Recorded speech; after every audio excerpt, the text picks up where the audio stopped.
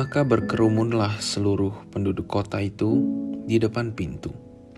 Ia menyembuhkan banyak orang yang menderita bermacam-macam penyakit dan mengusir banyak setan.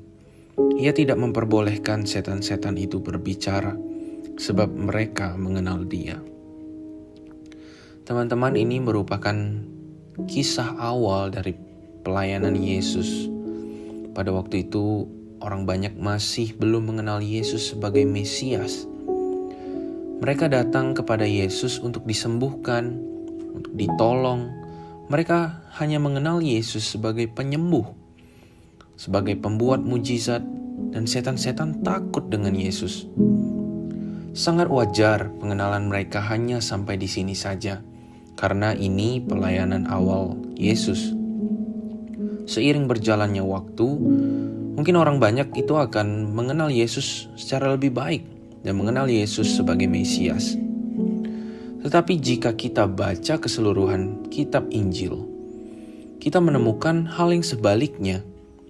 Dengan mujizat Yesus yang semakin ajaib, semakin banyak setan-setan yang berteriak bahwa Yesus adalah Mesias, tidak juga membuat orang banyak itu percaya bahwa Yesus adalah Mesias. Bahkan tidak sedikit juga di antara orang banyak itu yang ikut mencemooh Yesus ketika Ia disalibkan. Kisah ini sebenarnya sangat miris. Bagaimana pengenalan setan dan manusia kepada Yesus waktu itu. Setan jelas adalah musuh Allah.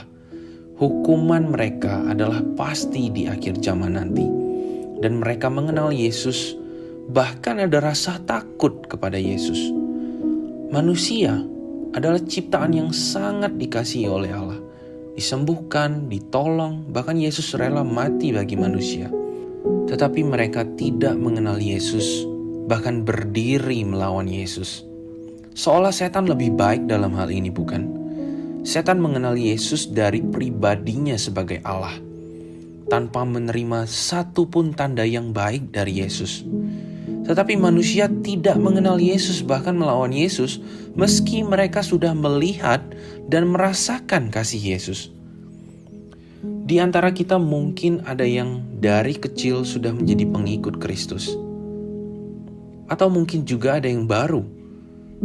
Sudah sampai mana pengenalan kita akan Yesus?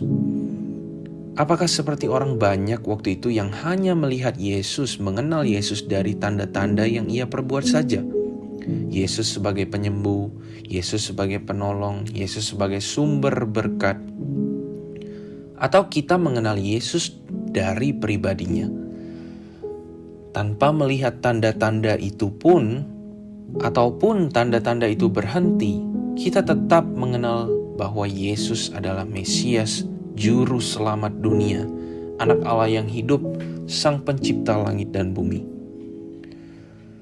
Teman-teman, saya mengajak kita merenungkan satu buah pertanyaan. Jika tanda-tanda kebaikan yang Yesus berikan berhenti dalam hidup kita, apakah kita akan tetap mengenal Yesus sebagai Allah yang baik? Atau kita akan pergi meninggalkannya, bahkan melawannya, seperti yang terjadi pada orang banyak dalam kisah Injil ini?